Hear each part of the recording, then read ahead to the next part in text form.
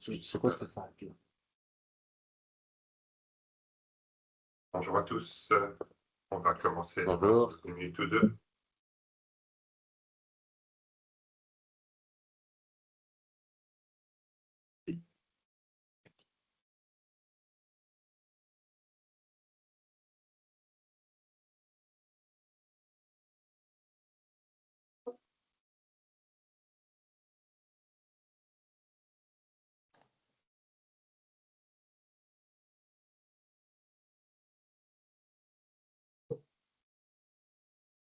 Hubert, Oui, bonjour Marie. bonjour. Je me permets juste de dire que si jamais Gaël est avec moi, donc comme ça vous savez quoi. Bonjour Hubert. Bonjour Gaël, bonjour à le cher client.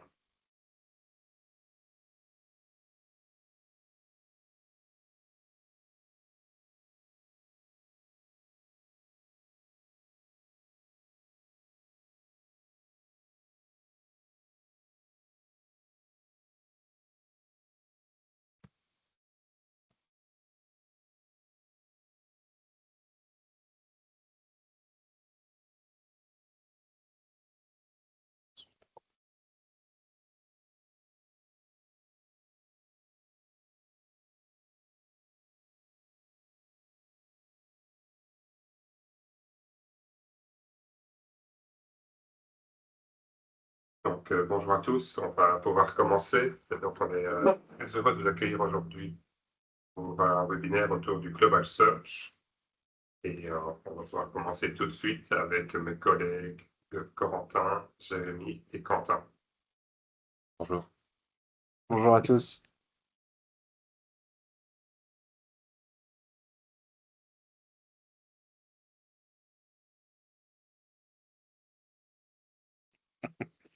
Of course. Donc, évidemment, on va parler d'IA et d'évolution du search, qui évolue évidemment beaucoup en parallèle de cela. Mais est-ce que l'IA change tout? Est-ce que l'IA est vraiment, ça révolutionne tout? Je dirais que l'IA est important, qu'on doit s'adapter, comme le caméléon, en tant que marque, on s'adapte à son environnement, l'environnement évolue, les consommateurs évoluent, et comment est-ce qu'on va faire pour pouvoir y répondre? C'est toute la question, parce que l'IA ne fait que s'accélérer. Donc, allons-y directement. Et si on prend différentes stats pour commencer, clairement, on est dans un monde de zéro clic, c'est-à-dire moins de trafic vers son site, devient la norme.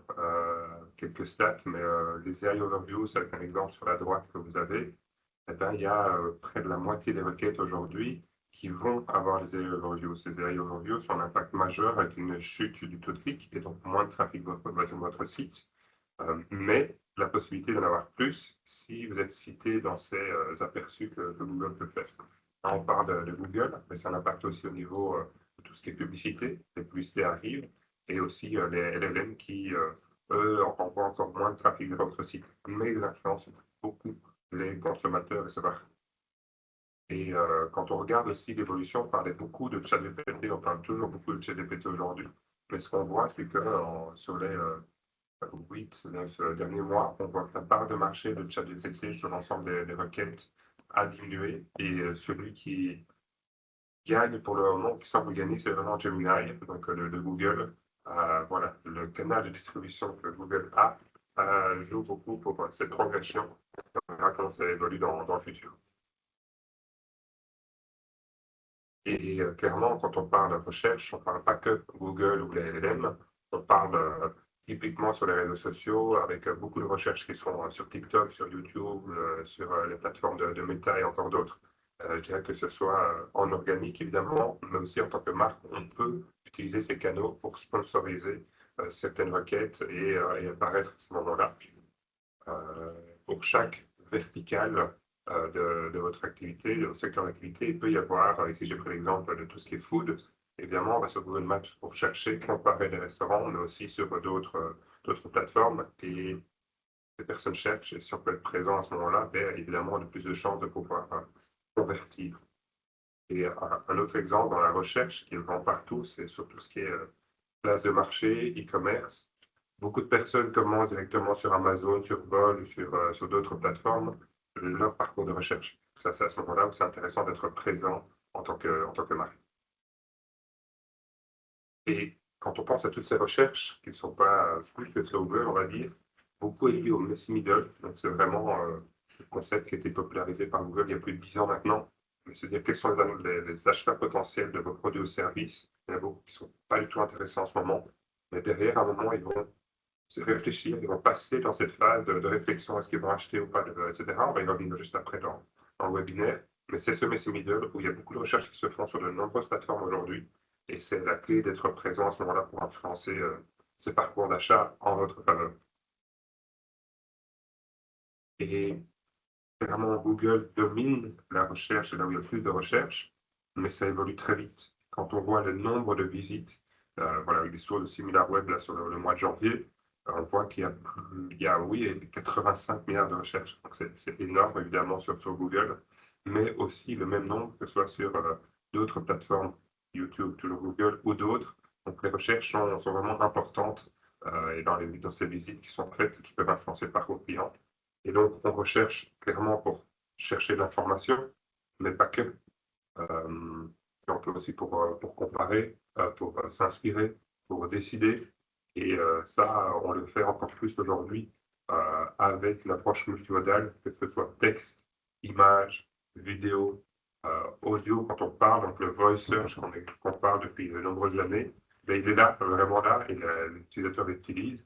Et ça, c'est un impact quand on parle d'organique, mais aussi de payant, parce qu'à chaque fois que ces personnes font des recherches, on peut être présent et encore augmenter sa visibilité en tant que marque au bon moment.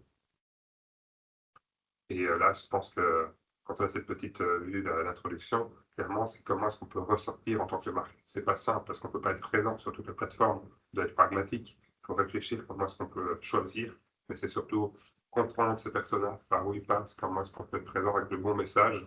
Ça demande des réflexions, mais surtout des approches pragmatiques que mes collègues vont pouvoir partager dès maintenant. Corentin, Jérémy et Quentin, the floor is yours. Merci. Donc en fait, pour aujourd'hui, on a voulu essayer de travailler un petit peu différemment. Donc, Hubert l'a dit, hein, les parcours sont de plus en plus complexes et je pense que c'est quelque chose qu'on sait en tant que consommateur, mais que peut-être que parfois en tant que professionnel, on a tendance à oublier parce que on parle beaucoup finalement du fait que chaque expertise est un peu cloisonnée et finalement, c'est pas tant dans ses propres discours avec les autres expertises. Je veux dire, SEO, SEA, on se parle, je veux dire, on se tolère, hein, Oui, on oui, s'entend, on voilà. travaille ensemble. Mais clairement, par contre, dans nos propres expertises, ben, voilà, moi, quand quelqu'un fait une recherche sur Google ou sur ChatGPT, on a tendance à oublier qu'elle vient de quelque part. Et donc, en fait, ce qu'on a fait aujourd'hui, c'est qu'on a vraiment poussé des profils et des parcours de personas à fond, en essayant de s'imaginer ce que trois types de personnes auraient pu faire. Alors, on a un peu grossi le trait, hein, donc on a pris Gen Z, Millennials et Boomers en restant dans les stéréotypes, hein, parce que clairement, les Boomers, on les a poussés sur du Google Trad, alors qu'on sait que oui, il y a des gens de plus de 60 ans qui vont utiliser TikTok et qui vont utiliser ChatGPT. Donc, on est clairement parfois dans des traits qu'on a grossis, hein, mais clairement, on voulait quelque chose où on simulait réellement ce qu'un utilisateur aurait pu faire en partant d'une question ou d'un besoin qu'il avait.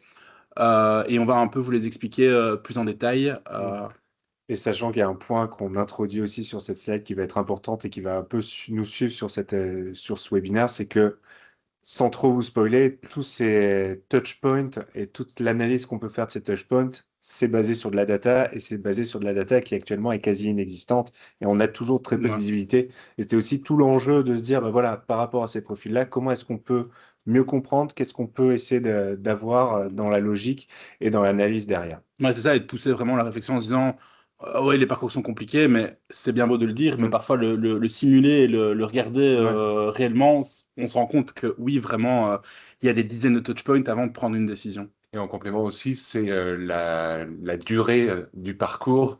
Parfois, on lance des campagnes, on s'attend à avoir des résultats le lendemain ou dans la semaine, et en fait, on se rend compte que les touchpoints sont variés, les plateformes sont multiples, et que le temps de réflexion et le temps de décision pour aller jusqu'à la conversion peut prendre des dizaines de jours. Et donc, voilà, temporiser et suivre la data quand on lance des campagnes pour avoir la conversion. Donc, le premier personnage qu'on a mis en avant, c'est Chloé Axel des trentenaires. on est parti sur un besoin urbain où il découvre sur Instagram un reel sur un avant-après d'un balcon.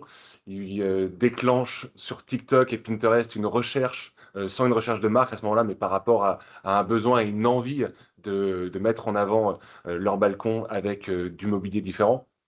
Puis après une phase de cadrage où ils vont utiliser ChatGPT, Google et essayer de voir, de s'inspirer, de cadrer un peu cette envie. Ensuite, la semaine suivante, le temps passe et ils vont chercher des produits sur Google Shopping, sur YouTube et aussi Reddit pour voir des avis, se rassurer et affiner leur choix, affiner leur envie. Et la conversion in fine qui se fera plutôt dans un magasin local ou en ligne sur Amazon ou Bol pour aller sur de l'achat. Ouais. Et donc, dans l'aspect suivant, on a pris vraiment un personnel millennials, allez, on va dire fin trentaine, début quarantaine. On vient tous de passer un week-end de Pâques. On sait ce que c'est de lâcher des enfants dans un jardin où ils n'auraient pas de quoi Ouais. s'amuser. Euh, been dead, done that. Ouais. Et en gros, on s'imagine que eux, ils vont se dire, bah, ok, on doit pouvoir améliorer notre jardin et offrir quelque chose aux enfants. Ils vont s'amuser. Et donc, c'est vraiment ce déclenchement-là, quoi. Et c'est l'intérêt de montrer un déclenchement qui vient pas forcément d'une recherche, mais qui vient au-delà du web, en fait. Ouais, de l'expérience de vie. C'est ça, ouais. Et que bah, ils vont commencer à chercher sur Google Images, sur Pinterest pour un peu voir ce que ça pourrait donner dans mon jardin, qu'est-ce que je pourrais faire. Et puis bah, une fois que l'idée est un peu implantée, bah, clairement on rentre dans une phase du OK, j'ai des marques en tête, mais je veux aller plus loin. Est-ce que ces marques sont bonnes? Je vais aller sur Facebook pour poser une question sur un groupe. Alors on va dire Facebook est mort. Bah, moi je peux vous assurer que mon épouse va tout à fait poser des questions sur des groupes Facebook pour vérifier qu'une Ouais. marque est bien ou pas bien. Et puis aller visiter les sites des marques, etc. Et une fois qu'on est vraiment un peu plus décidé sur les marques potentielles, ben, on va aller voir ce que les gens en disent. On va peut-être aller voir si c'est possible de monter le module de jeu facilement ou si ça va être une vraie galère et qu'en fait il faut faire Ouais. appel à quelqu'un. Aller voir les prix, se renseigner un peu sur les permis d'urbanisme, si en fait il en faut un, Mm. si voilà. Et puis ben, après, une fois que c'est fait, on va d'office rentrer dans la conversion où là, c'est sur plusieurs phases. On va commander le bien, enfin l'objet Le produit, ouais. directement, et puis potentiellement aller chez Hugo pour aller acheter un petit peu les produits dont on a besoin. Et le dernier, donc les boomers, donc eux, c'est vraiment sur un peu dans la continuité des millennials, c'est vraiment suite à un inconfort. On a pris un exemple sur suite à un inconfort qui a déclenché une réflexion. Google, ça sert un peu de base pour comprendre les options, lire un peu des articles qui vont être plutôt longs, des gros articles de blog. Donc le problème devient vraiment une recherche à cette étape-là. Ce qui se passe, c'est que souvent, bah, il y a beaucoup de bouche à oreille avec des échanges avec ses voisins. Donc, on voit que la voisine a aussi une très belle pergola. Donc, on a une première approche via la marque. Donc, la marque arrive beaucoup plus tôt que sur certains parcours à ce niveau-là parce que on est vraiment cadrage et réassurance. On est un peu sur deux phases un peu similaires à ce moment-là parce que on a tout de suite confiance avec son voisin et on échange là-dessus. Donc, on a déjà un parcours qui va se cibler sur deux, trois acteurs qui sont déjà bien identifiés. On va aller après essayer de trouver la réassurance là où on peut. Donc, il y a toujours un peu cette partie digitale avec que ça soit Google, Trustpilot. On sait qu'il y a ChatGPT, donc on va le tester un petit peu. Et on va pas hésiter aussi à passer des appels téléphoniques et à aller sur place voir les produits.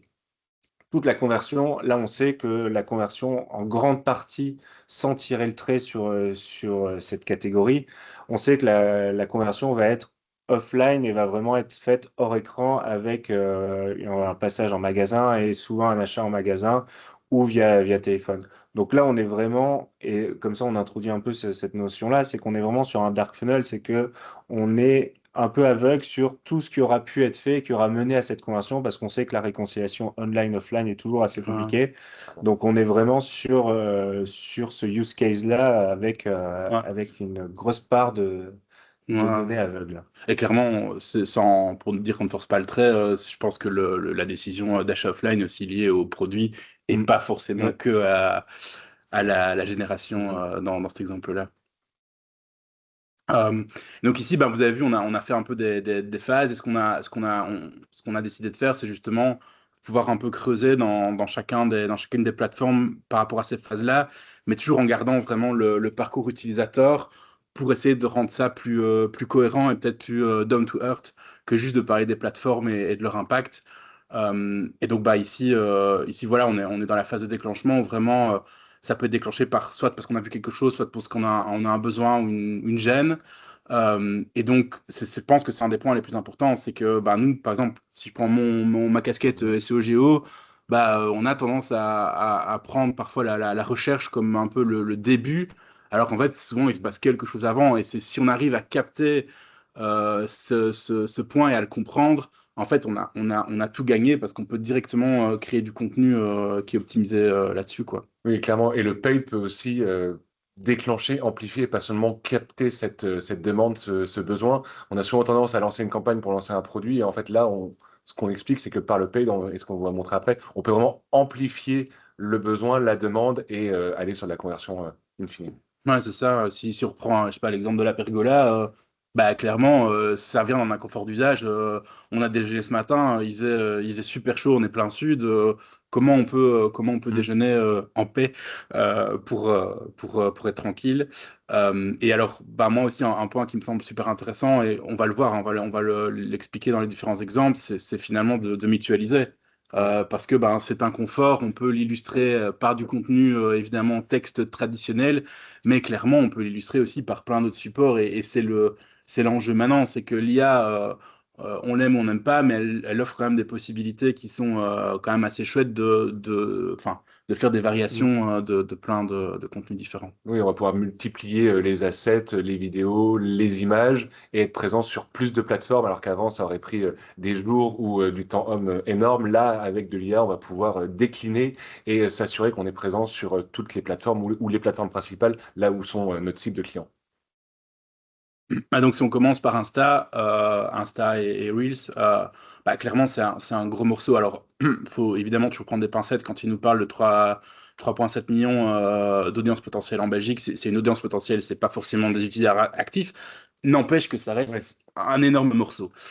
Et que c'est clairement une audience qui est plus jeune. Alors encore une fois, on n'essaie pas de faire des gros traits, mais clairement c'est une audience qui est plus jeune que Facebook, pour pas le citer.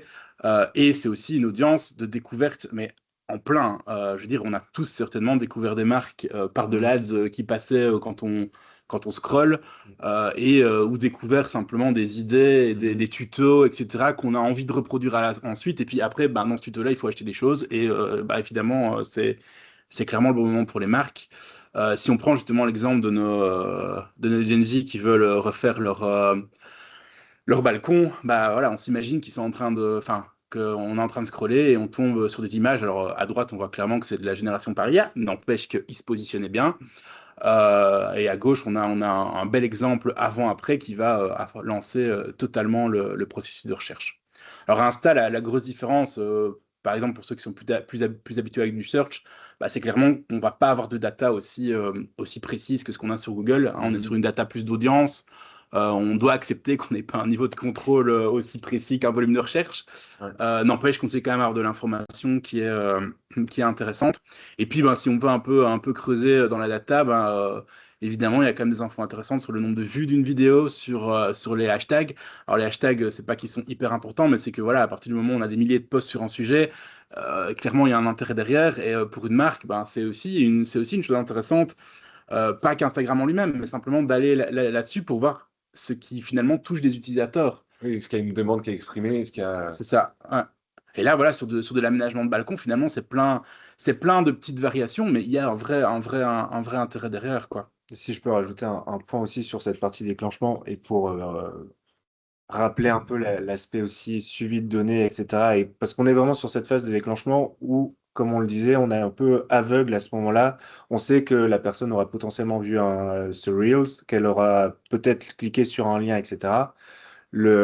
L'une des best practices quand même à garder en tête, que ça soit pour des posts organiques, que ça soit pour des posts payants, c'est de toujours essayer de rajouter des UTM pour pouvoir bien identifier ce trafic-là, parce que potentiellement, en fait, ta personne là qui vient de regarder le Reels, tu vas pas savoir qu'elle l'a vu, tu vas pas savoir Ouais. qu'elle est arrivée sur ton site via ce Reels parce que elle va être attribuée en direct, parce que j'avais pas mis d'UTM sur mon lien. Donc c'est Clairement. toujours aussi important de bien garder ça en tête, que on a les données de la plateforme, mais si on veut avoir une vision globale, il faut pouvoir traquer et pouvoir suivre les interactions là où on peut. Et les paramètres UTM, ils sont aussi vieux que le monde. C'est la base, mais c'est si les elle n'est pas bases, là, mais voilà. Même ChatGPT en C'est a. ça.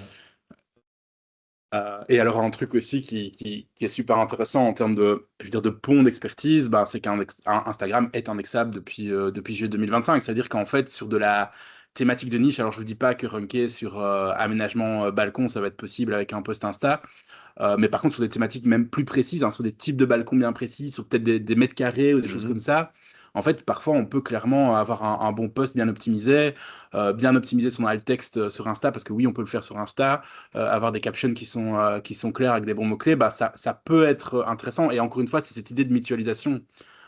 Finalement, on va flouder le search avec un board Pinterest, avec de l'Insta, avec son blog, avec limite sa vidéo sur YouTube, et on mutualise une idée de contenu sur plein de supports différents.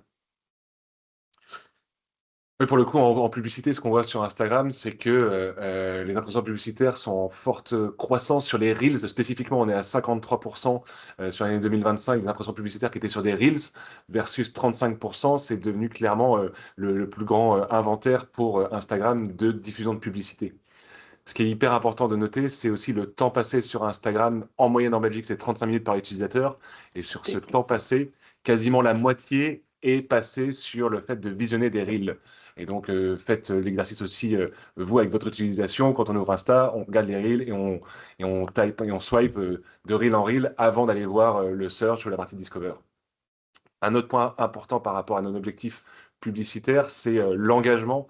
On est à plus de 3% sur l'engagement sur les reels versus 1,1% sur des publicités statiques ou des images statiques. Donc la part grandissante de la publicité et la part grandissante des reels au sein de la publicité dans Meta. En termes de types, voilà, on vous a mis quelques types et on fera ça un petit peu par plateforme par la suite. Le completion rate est hyper important. Les 3 premières secondes de votre vidéo, de votre reel, c'est vraiment le signal numéro 1 que la plateforme capte par rapport à la diffusion et par rapport à l'impact de votre post, qu'il soit payant ou non. Le partage en DM, c'est un signal très fort pour toucher de nouvelles audiences et c'est même plus important que le like pour des non-followers. Et enfin, contenu original, repost ou watermark, on est exclu des recommandations. L'idée, c'est d'avoir du contenu original. Ça permet d'avoir un reach supérieur. Et si c'est un contenu qui peut être UGC, donc généré par des utilisateurs, c'est encore mieux. C'est là que le reach est le maximum. Ah, voilà. Un autre point par rapport à Meta, Instagram, mais aussi, ça va aussi sur Facebook par rapport à l'arrivée d'Andromeda depuis 1 an. Si vous n'avez pas entendu, c'est une mise à jour de la partie algorithmique de Meta sur la publicité. Et en fait, cette évolution fait que le créatif devient le ciblage numéro 1. Vos créas, que ce soit statique ou vidéo, c'est ce qu'il y a de plus important pour l'impact de votre publicité. Et autant avant, on faisait des A/B testing sur des visuels avec la même image et simplement le texte qui changeait, ou alors le même texte et l'image qui changeait. Là, l'idée, c'est d'avoir des tests beaucoup plus forts avec différents formats, différents angles, différents messages, et on laisse l'algorithme Andromeda choisir et optimiser par rapport à l'objectif qu'on lui demande. Le targeting est de plus en plus grand avec Advantage Plus. Avant, on pouvait subdiviser très fortement, cibler, segmenter très fortement ses audiences par rapport à ses campagnes.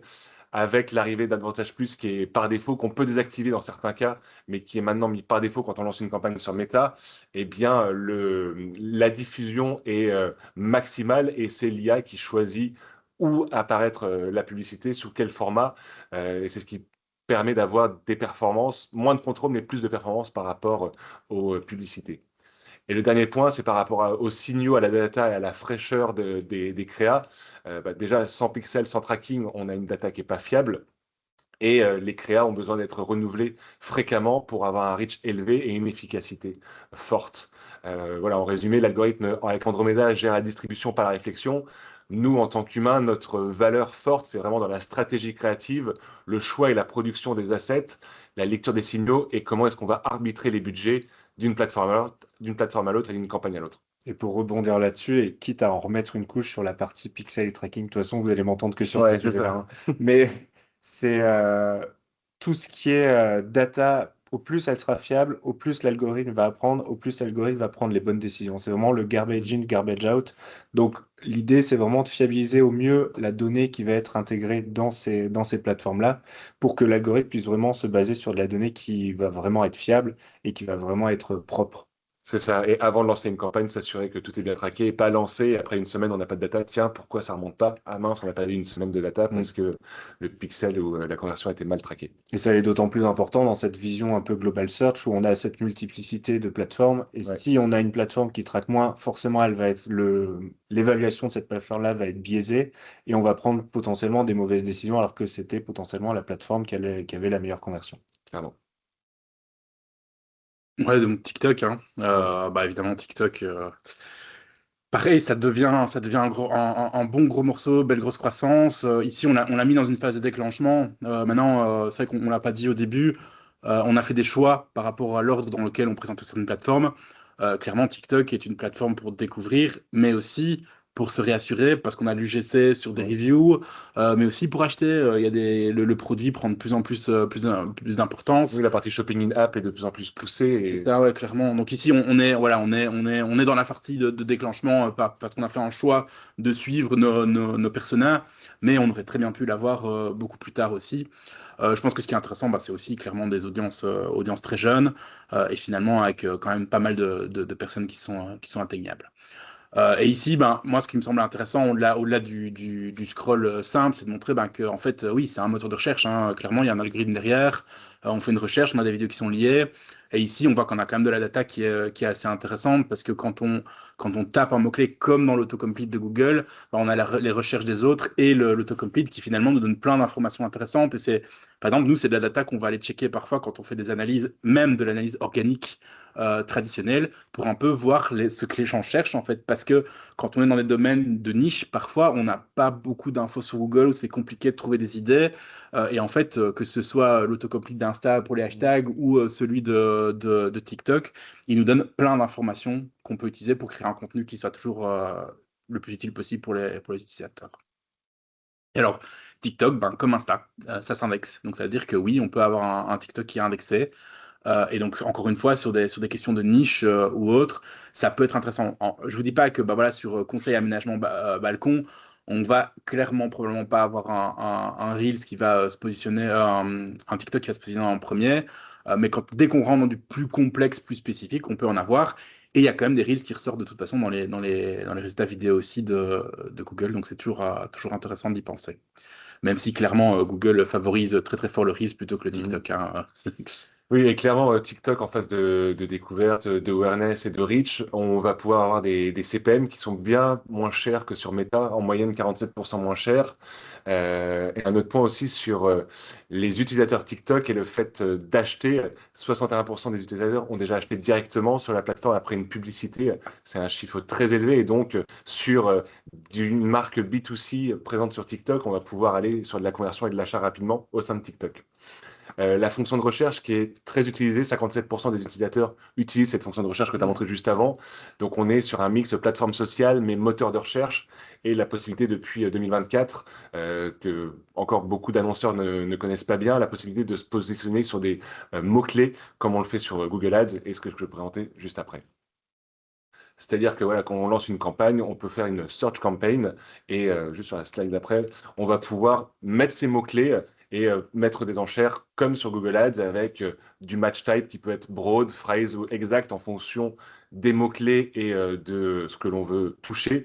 Et on va pouvoir avoir un accès directement aux tendances, aux intentions, au volume de recherche. Là, j'en ai mis 4 pour essayer, mais on est à moins de 1000 recherches par mois sur la Belgique. Mais on pourrait voir cette utilité pour, avec plus de keywords ou sur d'autres problématiques Ouais. pour aller toucher plus de gens. C'est pas encore aussi précis qu'un keyword planner, Non, c'est pas malheureusement, encore aussi précis. mais Mais c'est en complément et c'est dans cette c'est quand même de la donnée réflexion intéressante. globale search. Juste petite question, tu parlais du volume de recherche. À partir de combien ça serait pertinent en volume de recherche sur les mots? À partir de 1000 par mois, enfin, tout dépend la thématique, Ouais. le panier moyen et la saturation du marché. Sur la partie search ads, la concurrence est moins forte, donc on pourra avoir des coûts plus faibles. Et donc ça peut être intéressant de Ok. tester pour voir. Et aussi, bien important sur la partie TikTok, où on est en publicité et en vidéo toujours, s'assurer que les vidéos sont bien téléchargeables, partageables pour maximiser la diffusion et conserver voilà, de l'intérêt dans la publicité. Réfléchir à sa publicité sur TikTok comme du contenu organique, il faut que ça apporte de la valeur et c'est de la valeur qui déclenche l'engagement, le fait de sauvegarder la vidéo, de la partager sur TikTok. Ouais, Hein. bon, au niveau des formats, évidemment, hein, tu l'as dit tantôt, mais Ouais. tout ce qui est contenu utilisateur, c'est d'office ça qui fonctionne le mieux et qu'il faut pousser. Bah, je pense que ça paraît légitime, bah, typiquement sur des phases de réassurance où on a envie de voir ce que quelqu'un pense d'une review. Ça va toujours mieux passer si ça vient de quelqu'un de relativement, je dis relativement Non parce que affilié, voilà, les influenceurs, c'est une autre question, mais clairement, ça passe toujours mieux. Et je pense que les perfs, même en paid sur de l'UGC, sont plus hautes. Oui. C'est aussi clairement le fait de voir que les législateurs restent sur le contenu. Donc Ouais. c'est pour ça que, comme tu disais, hein, tout ce qui est le fait d'être original, un contenu intéressant, c'est pour reproduire. Je veux dire, je vais prendre un parallèle qui vaut ce qu'il vaut, mais il y a toute une période où en SEO, qu'est-ce qu'on faisait? Ben, on prenait les 4-5 premiers contenus qui se positionnaient dans Google et on en faisait une moyenne et on poussait ça et on arrivait à ranker. Bah, clairement, on n'en est plus là, mais que ce soit en social, en organique et dans d'autres sphères. Il faut amener quelque chose en plus. Si on n'amène pas quelque chose en plus, ça sert à rien, quoi. Et alors, ben, clairement, l'optimisation pour le search. Oui, on a une question ici de Amandine qui demande au public B2B quelle plateforme choisir avec un focus sur les boomers et sachant qu'ils ont exclu TikTok et Instagram. Est-ce que vous pensez à des plateformes sur lesquelles on pourrait être présent dans le secteur de l'assurance B2B? Bah, clairement sur la partie Google, que ce soit en Search Ads ou Performance Max, on va pouvoir donner des signaux à Google par rapport aux produits, aux services et à la tranche d'âge. On va pouvoir toucher les gens dans tout l'univers Google, que ce soit en Search, mais aussi dans Gmail ou en Discover ou sur Display. Je veux dire, en fonction des objectifs du LinkedIn, c'est très cher, mais ça peut cibler très très bien aussi, quoi. Ouais. Hors LinkedIn, oui. Ouais, Hors LinkedIn. ouais, Ouais. sorry. Je serais plutôt sur du Google. Ouais. Parfois, ce qu'on a déjà vu, c'est que sur Facebook, on peut cibler plutôt les Mm. PME ou TPE indépendants, etc. Ils sont très forts sur Facebook. Après, il faut trouver le bon ciblage, mais il y a des groupes, des intérêts qui peuvent être utilisés de ce côté-là. Je pense que c'est aussi vraiment l'objectif qui va guider ça, quoi. Alors, un exemple dont on parle beaucoup indirectement, mais à mon sens pas assez, ben, c'est Google Images. Google Images qui finalement a des milliards et des milliards d'images qui sont indexées. C'est énorme. Google Lens, je pense que si vous ne l'avez pas encore testé, il serait temps. Parce que Google Lens marche très très bien et d'office, que ce soit par les iModes, il marche encore mieux quand on fait une recherche visuelle, voire carrément par vidéo. Juste pour expliquer des gens qui nous suivraient, qui connaissent pas Google Lens. Recherche par image. C'est ça. On fait une photo et on recherche par la photo. D'accord. Ce qui est un peu court-circuité par le fait que l'IA générative permet de le faire vachement plus simplement et de manière beaucoup plus fluide, je veux dire. Mais avant même l'arrivée de ChatGPT, il y avait déjà un nombre de recherches visuelles de dingue et souvent c'est lié au shopping et à l'achat. Donc souvent c'est pas juste une recherche finalement de déclenchement, mais ça peut être une recherche beaucoup plus tard. Et là, le petit exemple, bah, justement, avec nos millennials qui cherchent un module de jeu, bah, clairement, c'est le genre de choses, ok, qu'est-ce que je vais acheter? J'en ai bien vu en me promenant dans le voisinage, mais j'ai envie d'avoir une idée d'un truc qui soit cool, qui soit pas trop dangereux, parce que j'ai pas envie de finir mon week-end aux urgences avec une dent cassée. Oui, il faut que ça soit beau aussi dans mon jardin. Ouais, c'est ça, ça ça doit plaît pas. à tout le Le truc jaune fluo en plastique, c'est pas cool. On va éviter de mettre du plastique, on veut un truc plutôt en bois. Donc ça permet déjà de faire une première recherche. Alors pour la data, on n'a pas des masses de data finalement dans Google Images, dans le sens où on a beaucoup de data dans le Keyword Planner et je vais en reparler après. Mais Google Images, finalement, on n'a pas un filtre qui nous permet de dire je veux juste voir les images. Après, on se doute, par exemple, là j'ai pris des exemples sur des balançoires. Bah, clairement, avec un peu de bon sens, on sait très bien que quand on tape balançoire extérieur dans Google, les premières choses qui vont ressortir, c'est des produits et des images. Donc, bah oui, clairement, le volume de recherche ici est totalement pertinent par rapport à de l'image. Et puis dans la Search Console, bah, clairement, on sait aussi filtrer par image. Pour les clics et les impressions qu'on a générées sur son propre site, on sait voir ça. Donc si on a un peu une strat qui est autour d'un produit très visuel, c'est clairement quelque chose qu'il faut aller regarder pour voir si on ressort pas mal, quoi. Pour l'optimisation des images, il n'y a pas de grandes nouveautés ou de grands secrets. Moi, je dirais que grosso modo, le plus important, c'est toujours tout ce qui est alt attribute. Donc, l'attribut de l'image reste important. Il faut bien l'optimiser. Pas de spam, hein, donc ça sert à rien de mettre des mots-clés de sauvage, balançoire, balançoire enfant. On peut clairement décrire le produit de la manière la plus précise possible. Pensez bien que là où l'image se trouve, bah, on a du texte autour. Ce texte a un impact aussi. Et alors, quand même, penser, alors logiquement, c'est le cas actuellement, mais le mobile friendly reste critique. Parce que, bah, en fait, Google, il crawl plus qu'en mobile. Donc, ça veut dire que si on a un site qui est OK sur desktop, mais dégueulasse sur mobile, ben, Google, il voit le site dégueulasse sur mobile. Et si l'image est toute shrinky, etc., il faut bien penser à ça. Donc, ça reste important. Pour Pinterest, maintenant, Pinterest qui est un peu. Je veux dire, on aime bien le ressortir parce que on trouve que c'est un peu une plateforme qui est un peu sous-estimée. Il y a quand même beaucoup d'utilisateurs aussi en Europe, hein. On parle aussi encore une fois d'une grosse audience en Belgique. Encore une fois, audience potentielle, c'est différent des utilisateurs actifs, hein, parce qu'on a la supposition quand même que Pinterest a des utilisateurs qui vont et viennent, en fait. Quand il y a un besoin, on va chercher très profondément, faire un pin, rechercher plein d'infos. Et puis une fois que le besoin est résolu, entre guillemets, on va revenir, mais plus tard, quand un autre besoin va apparaître.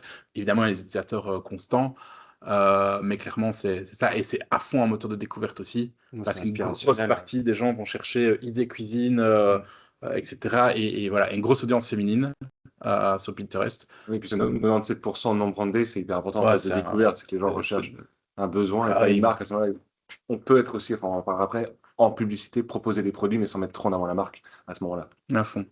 C'est un peu comme Insta, enfin comme Meta pour ça, on est sur beaucoup de data d'audience. Avant, on avait des volumes de mots-clés, on les a plus du tout de la même manière. Donc ici, par exemple, on voit que j'ai cherché des données d'intérêt sur des aménagements extérieurs et sur l'aménagement de balcon. Donc on a quand même des proportions entre les deux, ce qui permet quand même de se nourrir un petit peu.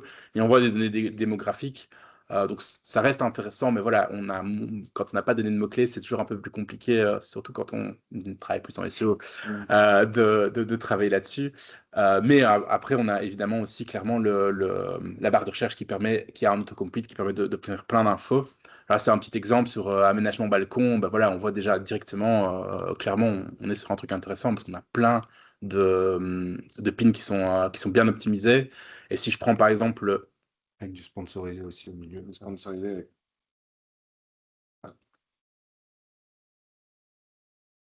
Ouais, merci. Là, si je prends bah, oui, ouais, il y a le sponsorisé qu'on voit, le deuxième en commençant par la gauche. Je crois que je n'ai plus de batterie. Je suis. Je pense qu'il n'est pas très content. Et donc, si on prend vraiment justement celui-ci en exemple, bah, on a un pin qui est bien optimisé parce qu'on a du texte sur l'image, on a une image qui est à fond liée au sujet, on a une caption qui est aussi liée au sujet, un titre qui est bien lié. Donc, en fait, elle est nickel. Et si on regarde en plus vraiment le board, donc c'est vraiment un board qui est lié. On a balcon d'éco-aménagement, on a une description qui est à fond optimisée. Donc, c'est nickel en termes d'optimisation. Tout est vraiment aligné. Alors, bon, après, je pense que la personne qui gère ça, c'est un blog de déco et ils ont vraiment des pins qui sont optimisés pour chaque besoin. Pour Pinterest aussi, c'est ça que je dis que souvent que nous, en SEO, on en parle pas mal à nos clients. Pinterest est une grosse autorité et en fait, il y a des cas de figure où c'est plus facile sur des recherches un peu inspirationnelles, images, etc., de se positionner avec Pinterest qu'avec son propre site. Donc, imaginons qu'on est, je sais pas, on vend des cuisines. Si je prends un exemple de cuisine pour sortir du balcon, avoir un board cuisine contemporaine noire avec plein de pins optimisés, ça va parfois être plus facile de ressortir dans Pinterest que de ressortir avec son propre site. Alors, ça dépend de son autorité, depuis combien de temps on travaille dans le domaine. Mais clairement, c'est parfois un bon tips à faire. Ouais, Hubert, je pense que je suis en fin de vie de. Oui, donc, moi, donc, sur la publicité, là, j'ai mis le board similaire. Ce qui est super sur Pinterest pour la partie publicitaire, c'est que les formats sont natifs et intégrés sans rupture d'expérience. C'est-à-dire que là, il y a simplement la petite mention sponsorisée sous l'image, mais un utilisateur lambda ne s'en rend pas compte, et donc on peut déjà rentrer dans le parcours utilisateur, dans cette phase de déclenchement et de découverte avec sa marque, sans la mettre en avant, mais par rapport au produit et par rapport aux besoins. Ouais, c'est le besoin, encore une fois, Ouais, comme tu disais tantôt, je trouve que c'est autre chose que de parler de la table. Là, tu ouais, vas clairement. directement. C'est très inspirationnel. Et donc, ces publicités ici accompagnent la découverte plutôt qu'elles n'interrompent, et c'est ce qui maximise l'engagement et la conversion in fine de l'utilisateur. Et sur quelques datas sur Pinterest Ads, en moyenne, d'après les datas, bon, Pinterest met en avant sa data, mais on aurait jusqu'à 3 fois plus de conversions versus les autres réseaux sociaux, et un retour sur investissement publicitaire de plus 32%. Donc, c'est des datas à benchmarker, à utiliser par rapport à votre business, en traquant bien les conversions, s'assurer que c'est le cas. Et aussi, on voit une montée forte de la vidéo sur Pinterest, où à la base c'était très images, mais le taux de conversion est en moyenne plus 20% élevé sur les vidéos pins par rapport aux images pins. Et donc, quelques tips qui valent pour la partie organique, mais qui sont bien également quand vous faites une publicité sur Pinterest, c'est le titre et la description, c'est ce qui fait 40% du ranking, le mot-clé principal au début du titre et une description avec les 100 premiers caractères qui sont hyper décisifs. Signal d'engagement primaire, c'est le fait de sauver et de repiner une pin, de la mettre sur son board. C'est même plus important que le nombre de vues ou le nombre de followers pour le ranking. C'est ça qui fait la qualité d'une pin. Et enfin, la fraîcheur, on en a parlé un petit peu plus tôt avec Andromeda, mais la fraîcheur, là aussi, est hyper importante. Une nouvelle URL, une image et un board, c'est là qu'on a une distribution maximale. Et cette combinaison de nouveaux éléments qui augmente le niveau de fraîcheur et la portée algorithmique de vos pins quand vous créez des pins sur Pinterest. On saute directement au suivant, sur le Ouais. bon vieux. Alors, celui-là, c'est le plus simple, hein, je pense. On est en terrain, on est en terrain connu. C'est la base. C'est bon vieux Google, bah voilà, 5 trillions de recherches par an, c'est énorme. Hubert l'a montré tantôt, hein, ça reste un gros morceau. Mm. Les parts de marché en Belgique restent fondamentales, même si parfois Bing remonte un peu de temps en temps Oui. pour faire un peu genre. Mais Bing qui reste, enfin, je fais la blague, mais blague à part, pour du B2B, Bing reste quand même vachement intéressant et n'est pas forcément à jeter tout de suite quand on a envie de gagner quelque part de marché ailleurs. Bah voilà, vous l'avez tous fait, hein, on tape une recherche terrasse plein sud trop chaud, typiquement ce qu'on pourrait taper si on a passé un sale petit déjeuner en plein sud. Et là on voit, on a les AI overview qui sont là, on les connaît depuis un moment et qui impactent d'office le taux de clic parce qu'on a directement notre réponse et on n'a pas forcément besoin d'aller dessus. Et là on voit que dans les solutions, bah, on a quoi qui est proposé? On a la pergola qui va être proposée. Et donc, on peut supposer qu'une fois qu'on parle de pergola bioclimatique, quelqu'un qui n'a jamais été trop en contact, il a envie de se renseigner. Et c'est là que, bah, en fait, on se rend compte que dans certains cas, les erreurs ne sont pas toujours présentes. Dans cette recherche-ci, elle n'était pas présente. Même si c'est une recherche pure informationnelle, on est toujours sur un article de contenu très traditionnel qui reste quand même cliqué, il faut le dire. Enfin, je veux dire, on va parler aussi d'OpenAI, etc., de Perplexity, etc. Oui, les LLM ont un impact, mais le contenu traditionnel reste cliqué, donc il ne faut pas non plus l'oublier par rapport à ça. Alors, bah, l'avantage dans Google comparé aux autres plateformes qu'on a vues, c'est qu'on a des datas très précises en termes de mots-clés. Je dis très précises, mais il faut quand même toujours prendre ça avec a pinch of salt, pour le dire. Typiquement, sur du B2B, il y a des cas de figure, ils vont nous dire il n'y a pas de volume, et je peux vous dire qu'il y a du volume. Donc, c'est toujours à temporiser par rapport aux datas que vous aurez, par exemple, dans votre Search Console, pour s'assurer qu'effectivement, il n'y a bien pas de volume du tout. Moi, j'ai des cas de figure où on travaille avec des clients qui faisaient par exemple des échographes pour bovins. Bah, échographes pour bovins, selon Google, il n'y a pas de volume. Oui. On faisait des dizaines de clics par mois. Donc, toujours à nuancer. Par contre, bah, clairement, voilà, on a plein d'idées. C'est ça, je trouve, la force du Keyword Planner. C'est pas tant juste le volume, c'est les idées qui sont liées à des problématiques de personnes. En fait, ça nous donne vraiment du grain à moudre pour créer du contenu et l'optimiser. On voit les évolutions dans le temps long et donc ça donne plein d'infos. Vraiment, les tips, ça reste les mêmes, hein. Il y a pas de grandes nouveautés. C'est le matching avec l'intention. Je veux dire, si quand quelqu'un tape quelque chose, Google a très certainement compris ce qu'il voulait parce qu'il y a plein de machine learning. Et donc, si on n'a pas un contenu qui est adapté à ce que l'utilisateur veut, ça ne sert même à rien d'espérer se positionner. On ne va pas pousser une page produit sur une requête informationnelle, ça va pas fonctionner.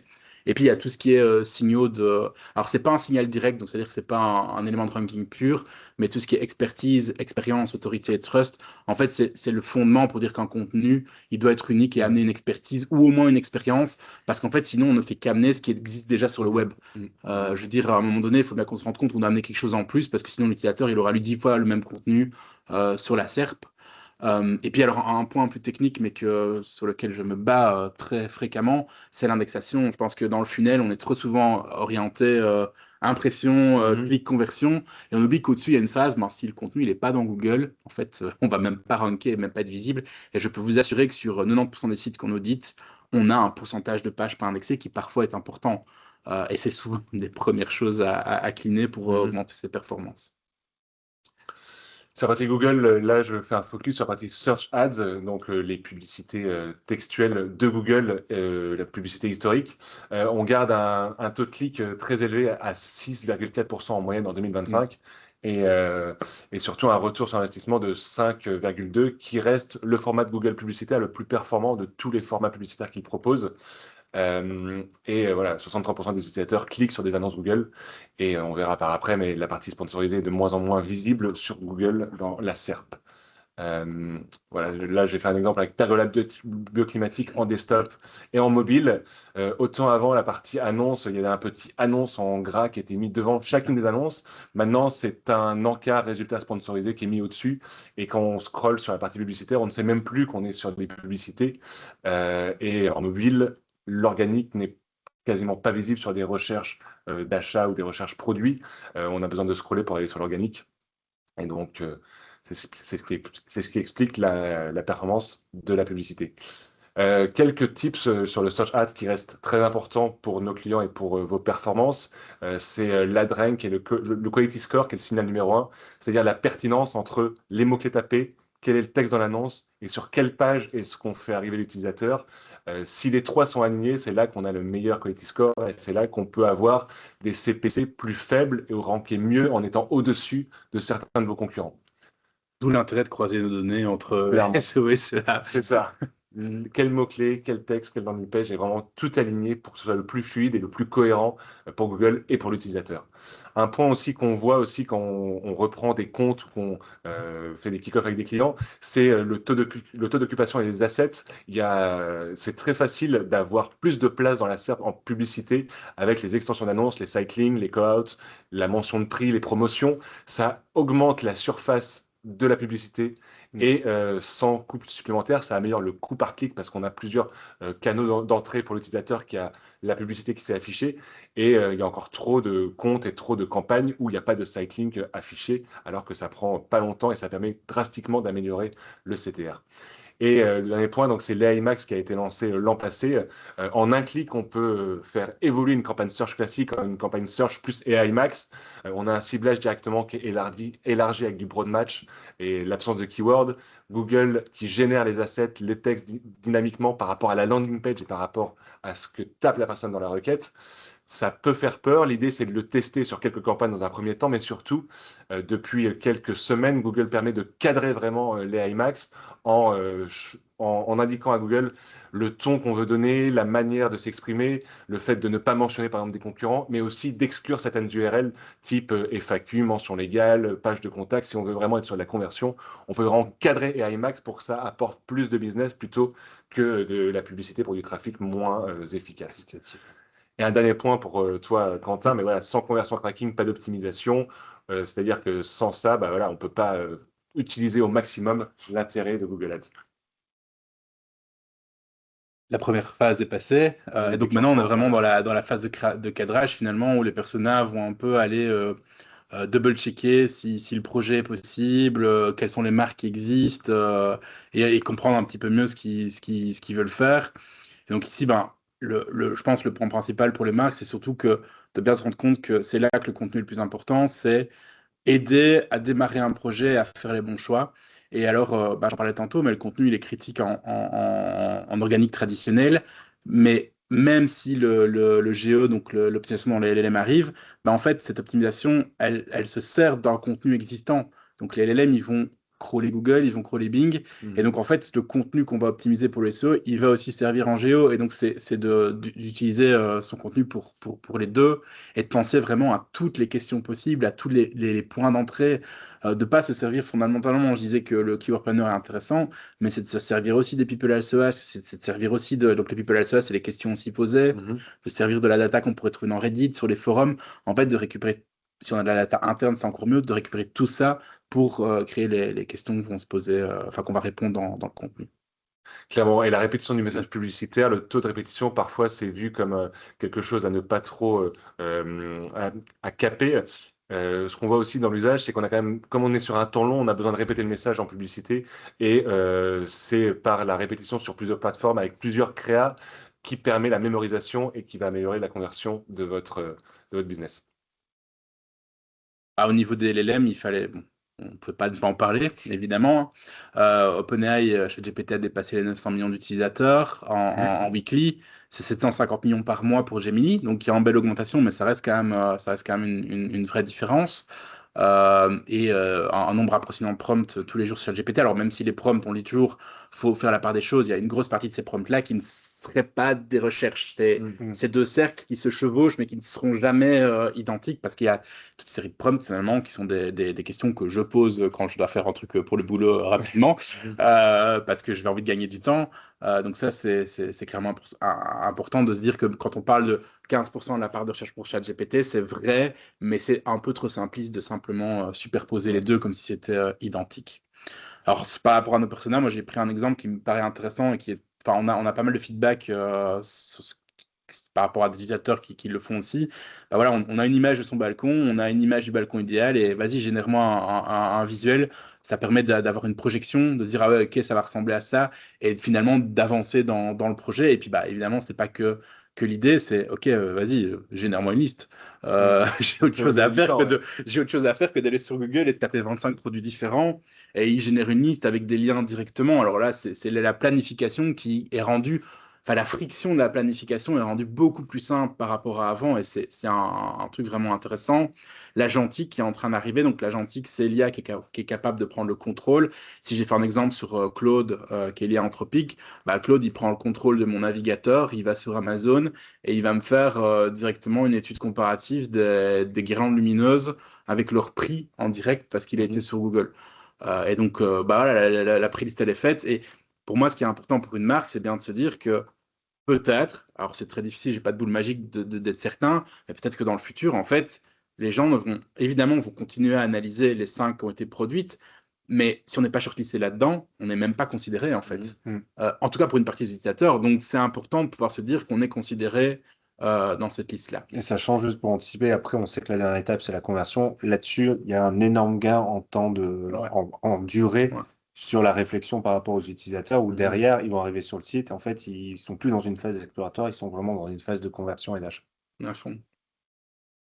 Et alors, bah, un autre exemple qui vient de. Alors, je ne l'ai pas mis en vidéo parce que ça aurait pris un peu de temps, mais on est vraiment dans un exemple de l'AI Mode qui vient de lancer maintenant le mode vidéo qui était uniquement dispo aux US. Et là, bah, on fait une vidéo de sa terrasse et on lui demande en direct, ah, je cherche une guirlande lumineuse.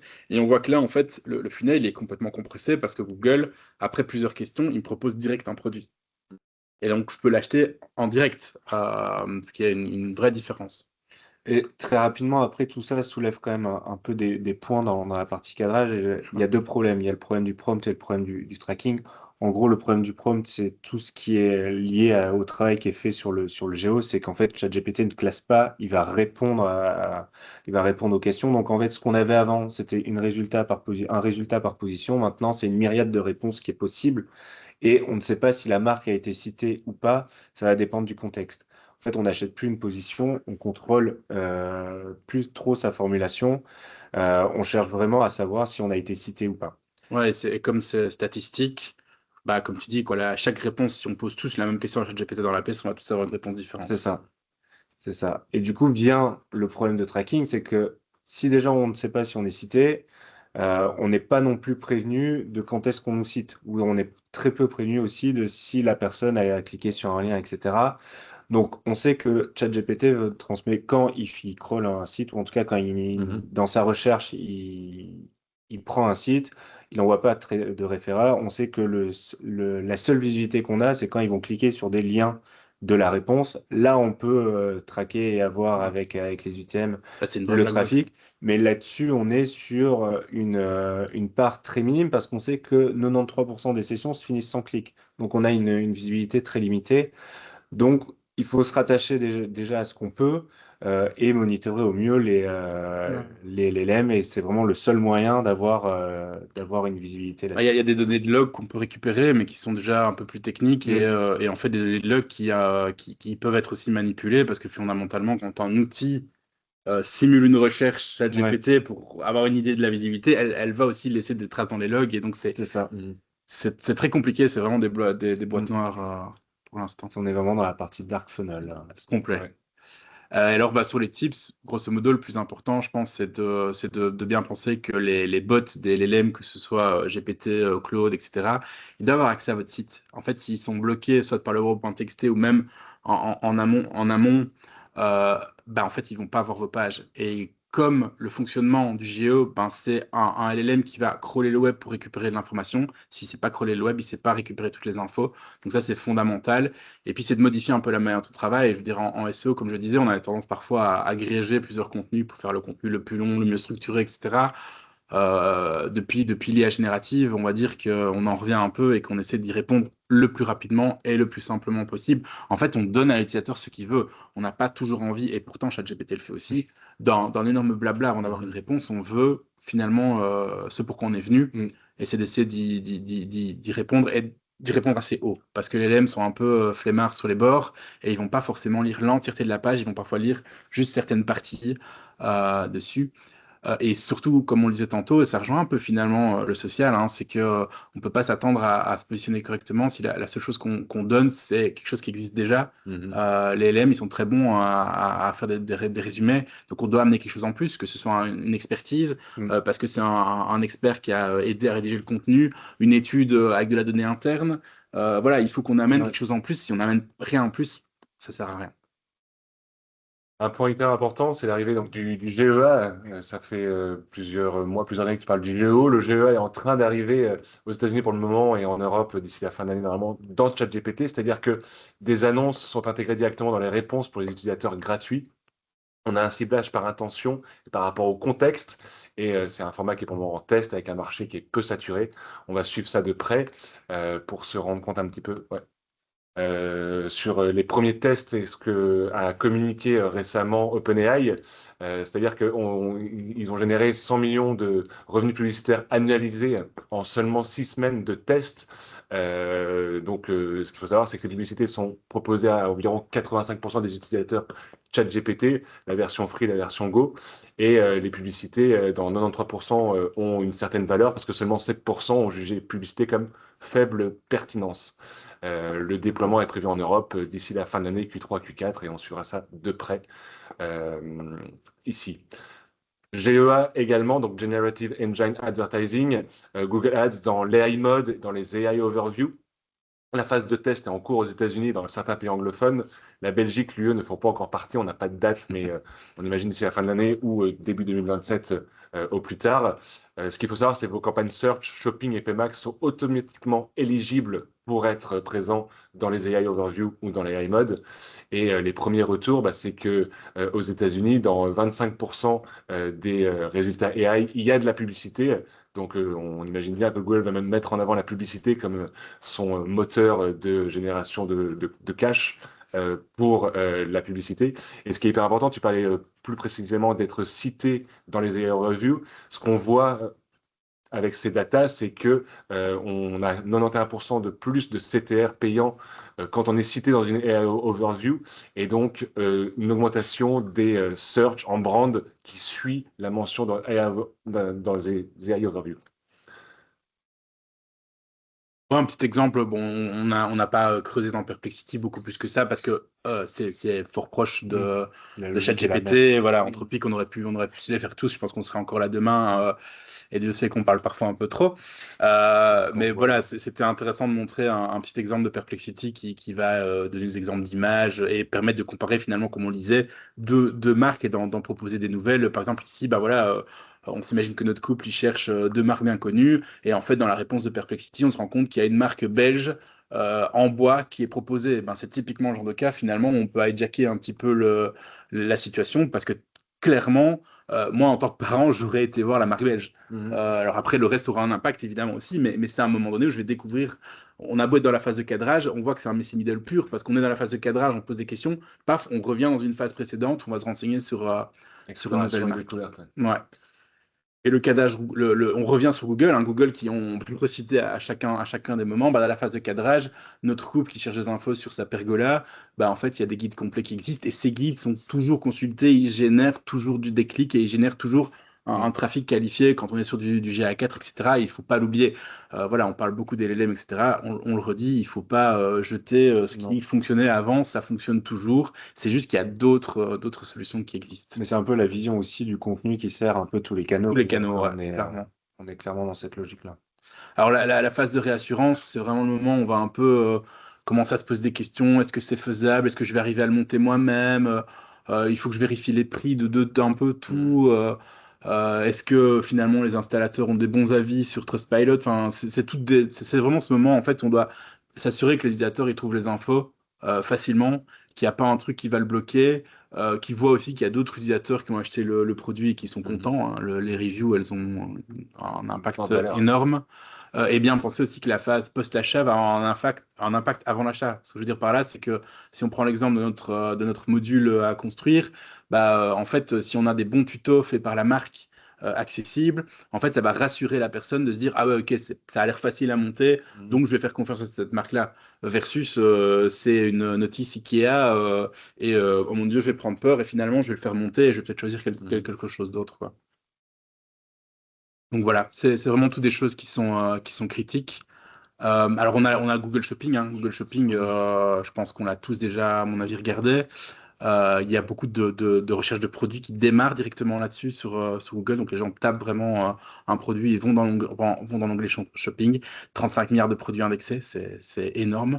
Ben, la part d'e-commerce en Belgique est aussi vraiment importante. Et il faut savoir, point pour moi le plus important, c'est que le flux shopping est entièrement intégré à l'AI Mode et aux AI Overview. Donc toute la data qui se trouve là-bas, elle est utilisée quand vous posez des questions aussi au niveau IA. On voit, bah voilà, le shopping, ça permet de valider les prix, ça permet potentiellement de découvrir aussi d'autres shops à un moment donné et de retourner dans ce Messi Middle parce que bah on va comparer les prix puis on va voir, ah, ce tapis-là, finalement, il est pas mal, il est sur cet e-commerce-là, je connaissais pas, il est moins cher, je vais aller voir. Et donc, c'est critique d'avoir des bonnes pages produits, un bon flux produit et simplement aussi que toutes les données structurées qui soient bien optimisées sur sa page. Et juste là, le mélange est encore plus Ouais. flou entre le paid et le Ouais. non-paid, c'est-à-dire que la barre du haut, c'est la partie sponsorisée et en dessous, c'est toute la partie organique. Mais pour beaucoup d'utilisateurs, on ne se rend Ouais. pas compte de ça, donc c'est très important d'être présent sur les deux. Ouais. Et d'ailleurs, bah, sur c'est pareil sur la SERP normale, hein, parce qu'ici, Ouais. sur la SERP normale, j'ai un peu scrollé plus bas, et on a directement un flux shopping qui est un flux shopping organique, Ouais. généré grâce aux données structurées ou simplement avec des fiches produits bien optimisées. Donc ça montre encore l'importance de bien faire ça, d'autant, comme je dis, qu'elle est intégrée à l'AI Mode. Et donc quelqu'un qui pose une question hyper précise dans l'AI Mode, si notre fiche produit pense déjà à toutes ces problématiques que l'utilisateur pourrait se poser, on a de grandes chances en fait d'être mentionné dans la réponse de l'AI Mode. Au niveau de YouTube, hein, YouTube, je pense voilà, tout le monde le connaît, hein, idem, c'est la première destination de recherche après Google. Donc on tape quelque chose sur Google, et il y a beaucoup de gens qui vont ensuite sur YouTube. Alors c'est aussi biaisé parce que Google promeut énormément YouTube dans ses résultats. Et le point le plus important pour moi là, c'est que en fait, dans les AI Overview, il y a quasi tout le temps un résultat YouTube. Alors, il y a 43%, je trouve qu'ils sont même pessimistes parce que moi, dans toutes les études que j'ai faites, c'est encore plus haut. Quand tu fais une analyse géo, ben, sur les AI Overview, c'est quasi toujours YouTube qui est le premier domaine cité. Et alors, YouTube, ben, c'est intéressant pour la plateforme en elle-même, hein, parce que bah, voilà, dans cet exemple-ci, on veut installer un module pour un enfant. Ben, ok, on a la marque qui est présente, mais on a aussi un UGC qui montre comment il va le construire à domicile. Ça réassure, ok, c'est faisable. Et puis en fait, bah, il y a aussi hors de YouTube, Google, je le dis, met en avant très très fort YouTube dans ses résultats traditionnels. Et donc en fait, bah, là on voit que sur des recherches spécifiques, on a plein de vidéos qui sortent. Il y a certaines recherches qui génèrent des dizaines de vidéos dedans. Et donc c'est parfois plus simple, encore une fois, d'optimiser une chaîne YouTube et ses vidéos que de mettre la vidéo. Alors il faut faire les deux, mais que d'espérer ressortir avec simplement la vidéo hostée sur son site et sur sa page, quoi. il faut utiliser YouTube. C'est ça. Et sur la partie publicitaire, YouTube Advertising, que ce soit des campagnes dédiées sur YouTube ou des campagnes Performance Max qui vont également diffuser sur YouTube, c'est que 59% des viewers estiment que les publicités YouTube sont plus pertinentes que des spots TV linéaires ou que d'autres apps de streaming. Et c'est le service vidéo le plus regardé chaque semaine en Belgique. On pense rapidement à Ovio ou Netflix, mais en fait, c'est vraiment YouTube le service vidéo le plus regardé en Belgique. Ouais, bah ouais, les types sont communs, hein. Grosso modo, il y a pas de secret, c'est le fait que la vidéo soit regardée. Et qu'il y ait pas qu'on quitte pas dans les 5 premières secondes, les 3 premières secondes très rapidement. Il y a toujours des facteurs comme le titre de la vidéo, comme la caption, la description, les tags, etc. qu'on va utiliser, le fait qu'on a un thumbnail optimisé. Mais clairement, je temporisais en disant que c'est pour moi maintenant beaucoup moins important que ce que ça n'était avant, parce qu'en fait, avec l'IA, etc., ils ont tellement une facilité d'analyser le transcript des vidéos, etc., et les analyser qu'en gros, c'est le contenu qui paye. Alors oui, il faut quand même faire attention aux autres facteurs, mais c'est le contenu de la vidéo qui est le plus important et qui doit encore une fois être original. Et on le rappelle encore une fois, n'oubliez pas que créer du contenu sur YouTube, ça ne sert pas que YouTube, ça sert aussi Google, ça sert aussi les iMod et les overviews. Donc en fait, on mutualise encore une fois le contenu et le travail.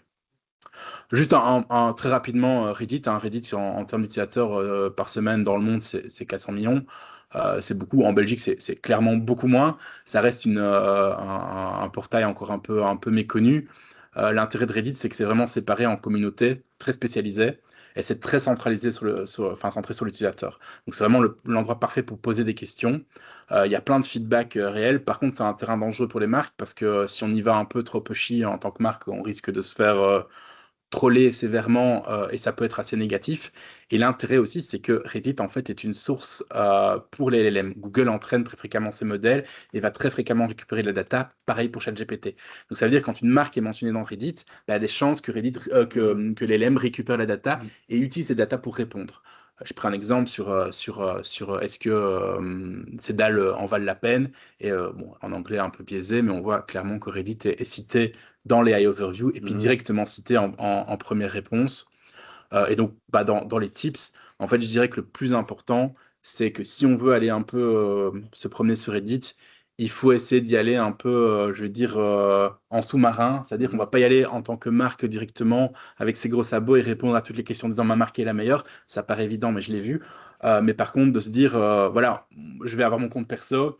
Et de temps en temps, s'il y a une question sur un sujet qui est lié à la marque, ben, je peux répondre en proposant, tiens, cette marque semble intéressante. C'est ce qu'un de nos clients fait pas mal sur des subreddits. Bon, ils ont des robots tondeuses professionnels golf, etc. Ben, sur des subreddits liés au golf, un de nos clients, il prend la peine de répondre sans être pushy sur la marque et ça marche assez bien dedans. Pour introduire la marque dans le débat. Ouais, clairement. Et Reddit, c'est un canal publicitaire qui est en train de se développer en Belgique avec des coûts inférieurs vraiment à Meta et Google, mais surtout une forte croissance d'audience, plus 14% par trimestre sur l'année 2025. Donc ça peut être un intérêt dans cette réflexion global search sur la partie paid de tester des campagnes sur Reddit. Alors, le point suivant, on arrive tout doucement dans les derniers exemples. C'est vraiment le Google Business, les reviews qui sont hyper importantes. Google Business pour l'aspect local, ben, une grosse partie des recherches Google, c'est du local, hein, parce que finalement, quand on tape pergola bioclimatique, en fait, indirectement, il y a une intention locale parce qu'on est localisé quelque part et que ben, les avis de leur côté sont hyper importants aussi parce que tout le monde les lit. Trustpilot, on voit les avis dans Google Business et à partir du moment où une fiche GMB est complète avec des informations claires, ben, on a quand même beaucoup plus de chances qu'elle soit cliquée et qu'on nous contacte. Petit exemple au niveau du local, ben voilà, j'étais chez moi, on voit que clairement une recherche générique sans mention de la localisation implique un aspect local où on a un type de résultat qui montre une Google Map avec les différents éléments, les étoiles, etc. Et ça a vraiment un impact fort d'être dedans, d'avoir sa fiche qui est remplie. Et la partie sponsorisée aussi, vous voyez le quatrième lien, qui là, avec du search local ou avec du performance max, peut nous permettre d'être présent sur l'espace Au bon moment. au bon moment. Ouais. Et alors les reviews, ben, qui sont vraiment hyper importants. Alors, on va souvent nous dire, oui, mais je suis dans un domaine où on a des reviews qui sont parfois difficiles parce que c'est toujours les utilisateurs qui sont pas contents. Oui, mais c'est pas pour ça qu'il faut rien faire. Il faut répondre. toujours. Parce qu'en fait, ce qu'il faut vous dire, c'est que typiquement actuellement, les LLM, donc Google, les iMod, les Overview, ils vont parfois récupérer la data et ChatGPT scrape les fiches. Donc, il récupère la donnée aussi des fiches, des profils. Et en fait, si vous avez répondu, au moins vous contrôlez le message. Si un utilisateur qui est mécontent a tort, au moins vous contrôlez le message. Si un utilisateur qui est mécontent a raison, au moins ça montre que vous avez pris la peine d'y répondre. Et donc, vous ne laissez pas les choses vides. Et pour moi, c'est un des points les plus importants. La note, je veux dire que dans certains domaines, voilà, si on prend un domaine assurance, les notes sont rarement très bonnes. Mais au moins, si on répond, on ne laisse pas le vide et les éléments négatifs prendre le dessus. Je dirais que le plus important, c'est de regarder les notes dans son secteur et pas d'atteindre forcément un 4 sur 5 qui veut rien dire, mais de regarder vraiment par rapport à ces secteurs. Et c'est vraiment aussi d'être certain que toutes ces fiches sont bien remplies. On a travaillé parfois avec des clients qui ont des franchisés et en fait, on a parfois des situations chaotiques au niveau des fiches avec des informations qui sont pas bonnes. Il n'y a rien de pire que de regarder une ouverture sur GMB et puis de voir qu'elle n'est pas concordante avec le site et de se demander, mais en fait, est-ce que c'est ouvert? Et ça arrive plus souvent qu'on ne le croit, quoi. Et au niveau des avis, ben ce qu'on veut surtout dire, c'est qu'il ne faut pas avoir une strate du je vais faire une campagne pour générer plein d'avis. C'est plutôt d'avoir des process qui sont mis en place pour les récolter de manière récurrente, parce que c'est ça qui va compter. Et puis, comme je le disais, ben, les LLM qui se servent de l'information de Google Business. Pour la dernière partie, bah là, c'est vraiment le moment finalement où on convertit. Donc, c'est un peu la partie la plus simple parce que je veux dire que le gros du travail est fait. Ça, c'est pas la moins importante parce que finalement, c'est là où tout se joue, mais c'est un peu la partie où c'est la moins importante. Et là, c'est surtout bah, comment est-ce qu'on facilite la conversion et comment est-ce qu'on s'assure qu'il n'y ait pas une friction. Ouais. Donc ça sous-entend aussi beaucoup de travail sur le site pour faciliter la conversion. L'e-commerce, bah, pas besoin. Le temps nous est compté, donc je ne vais pas passer sur les chiffres, mais clairement en Belgique, l'e-commerce c'est hyper important. Je pense que le chiffre intéressant, c'est le nombre de Belges finalement qui commandent sur des webshops étrangers. Est-ce que c'est parce qu'il y a parfois un manque en Belgique ou un manque d'optimisation? Clairement, il y a un biais de Google qui pousse parfois les e-commerce français aussi bien en avant. C'est intéressant de rappeler, j'ai pris un exemple d'Amazon, mais Amazon, Bol, peu importe, ce sont des moteurs de recherche. Ils ont un algorithme derrière. Donc en fait, quand on veut optimiser un produit, c'est tout à fait possible d'avoir les volumes de recherche sur Amazon, de savoir ce que les gens cherchent et de savoir après comment on réoptimise ces pages produites par rapport à ça. Et c'est un travail, si Amazon est un point important pour nous, c'est un travail qui est faisable et qui est pas impossible, quoi. Et alors, un point pour moi qui va vraiment jouer sur le long terme, Google a lancé l'Universal Commerce Protocol. Ça a pour moi la possibilité de changer la relation des e-commerce. Actuellement, on est quand même toujours obligé d'aller sur Amazon. On ne fait pas trop confiance à Claude ou à Atlas d'OpenAI pour payer à notre place parce qu'on n'a pas envie de filer sa carte de crédit à un LLM. Faut pas rire. Par contre, on a un Google Shopping et dans le futur, si un AI Mode ou nous sort un produit intéressant, on pourrait l'acheter en un clic. Bah, ça veut dire qu'en fait, typiquement, certains e-commerce pourraient ne pas avoir le trafic final de conversion qui se passe chez eux, mais que ça se passe directement dans l'univers Google, ouais. Un peu ce qui se passe avec les marketplaces aujourd'hui. Ouais. Et l'autre point sur Amazon, c'est, on l'oublie parfois, mais en fait, c'est vraiment le troisième pilier publicitaire mondial en termes de dépenses publicitaires de marques, et surtout un taux de conversion hallucinant de 10 à 11% en moyenne sur Amazon, contre 1,5-2% pour un site e-commerce classique. Ce qui est aussi hyper important, c'est que c'est le réflexe en Europe pour 55 à 61% des acheteurs online. C'est le réflexe quand ils doivent acheter quelque chose. On cherche sur Amazon directement quand tu as une idée du produit ou une marque. Encore une fois que tu es sur Amazon, tu vas acheter quelque chose, quoi. C'est ça. Tu vas pour acheter.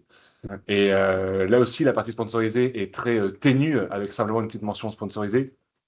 La décision se joue vraiment sur la visibilité, le prix et les avis. Et Amazon, c'est vraiment devenu le Everything Store. C'était la vision de Jeff Bezos à la base et c'est de plus en plus vrai, avec une possibilité d'acheter tout type de produits, même hyper volumineux, lourds, comme des pergolas à 2000, 3000, 5000 euros. Et quand on achète sur Amazon, on sait que la livraison, la logistique sera bien gérée et les possibilités de retour sont aussi faciles. Donc, c'est la simplicité dans la conversion jusqu'au bout. Oui, ici, je pense que c'était un peu la même idée, c'est de montrer en fait que on a aussi toutes les possibilités de filtres. Et en fait, ces possibilités de filtres, elles sont aussi hyper intéressantes parce qu'elles sont générées en fait en fonction de ce que cherche l'utilisateur aussi. Et donc, quand on travaille dans un e-commerce, c'est de la data qu'on peut récupérer et qu'on peut aussi utiliser, pas forcément sur Amazon, mais sur son propre site. Parce que si quelqu'un cherche des tapis d'une certaine taille et qu'on a ces produits-là, peut-être qu'il faudra créer une page catégorie liée à cette taille-là sur notre site parce que c'est ce que les gens cherchent et que Amazon, ils ont des quantités de data phénoménales vu le nombre d'utilisateurs sur leur site. Alors maintenant, on va te laisser un petit peu Ouais. parler. Hein, Très rapidement, parce qu'il est déjà midi et quart, mais très rapidement sur tout ce qu'on s'est dit, en fait, et on l'a un peu introduit au début, hein, c'est que on sait qu'il y a une grosse partie de tout ce trafic, en tout cas de toute cette génération, sur laquelle on est aveugle. En gros, on peut pas, les outils peuvent pas mesurer ce qu'ils ne reçoivent pas, et on sait que, par exemple, les LLM, comme on le disait, ils n'envoient pas grand-chose. C'est pas un problème de configuration, ça reste un problème structurel. Donc en fait, on est dans un système où actuellement il y a un changement qui doit être fait des deux côtés. Ce qui se passe, c'est que si on pousse le trait à votre CRM, c'est que la conversion va très souvent être attribuée au dernier clic, peu importe ce qui a vraiment décidé le parcours. Et ce qu'on vient de voir en détail, c'est que ce parcours, il est vraiment global et multi-source, multicanal. Multiplateforme, ouais, c'est vrai. Donc vraiment, l'idée aussi là-dessus, c'est de se dire, maintenant que je sais qu'on est dans ce messy middle, qu'en fonction des personas, il va pas forcément être le même d'un côté ou de l'autre, qu'est-ce que je peux essayer de mesurer ou qu'est-ce que je peux essayer d'évaluer au mieux. Donc en gros, à chaque étape, il y a un signal qui va être pas capté, mais il peut y avoir une prémisse de réponse d'un point de vue data. Si je prends la partie déclenchement, on sait que tout ce qui va être TikTok, Instagram, Pinterest arrive très souvent en trafic direct dans GA4 ou dans vos outils analytics parce que les applications mobiles vont supprimer tout ce qui va être le référeur.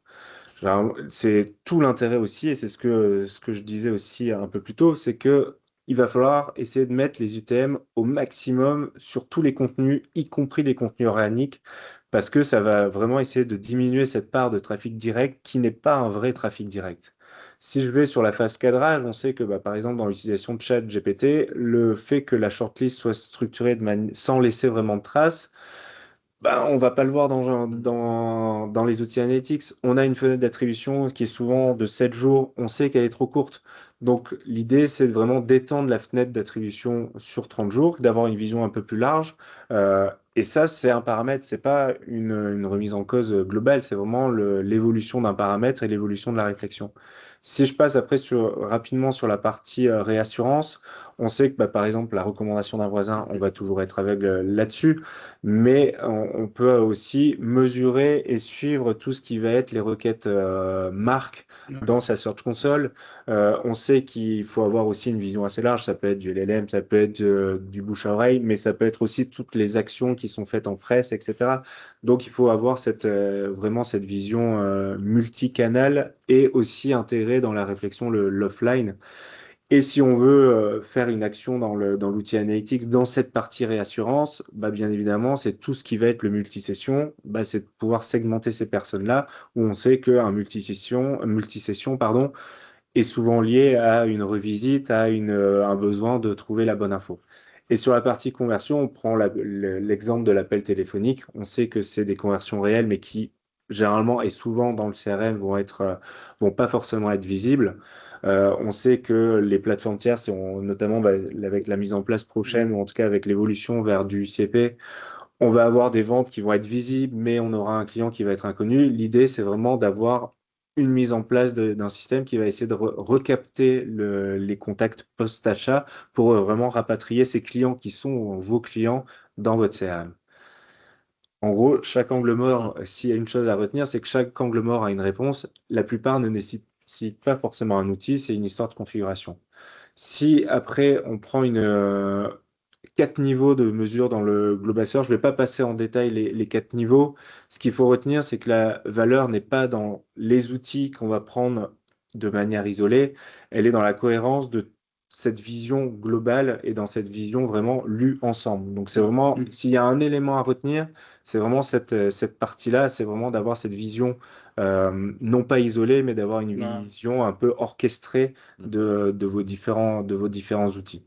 Et je pense, comme on disait aussi, c'est ici, voilà, les personas on a pris un peu de data pour les générer, mais c'est de pas hésiter en fait à les générer sur base de data et un peu se forcer à faire le parcours que ces personnes feraient.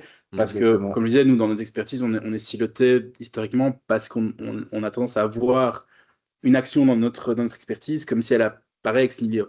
Mais en vrai, il y a eu plein d'actions avant. Et le Ouais. fait de se forcer en fait à créer des personas, même s'ils sont générés, et à les faire suivre des parcours, ça nous permet en fait de nous nourrir et à se rendre compte de ce qui se passe avant et à ne pas justement, comme tu dis, faire des Exactement. erreurs Mhm. sur tous ces choix et sur tous ces paramétrages, quoi. Ouais. Et c'est tout l'enjeu en fait des réflexions personnelles, de vraiment avoir cette vision client Ouais. que souvent on a peut-être tendance un peu tête dans le guidon à laisser de côté, mais voilà, c'est de prendre un peu cette partie de recul, ce step back et se poser ces genres de questions. Pour se remettre en question, ouais.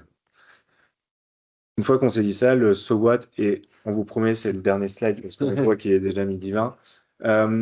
En gros, s'il y a 3 chantiers concrets sur la stratégie 2026 à mettre en place, c'est 1, mesurer la visibilité réelle. Donc là, il y a tout ce qui va être monitorer les taux de citation dans les LM, surveiller qu'on ait bien les UTM des différents LLM qui remontent dans vos outils analytiques, simuler des parcours de l'IA, comme tu viens de le dire, pour les datas, et vraiment d'avoir cette protection de la marque avec des mots-clés vraiment marque mise en avant.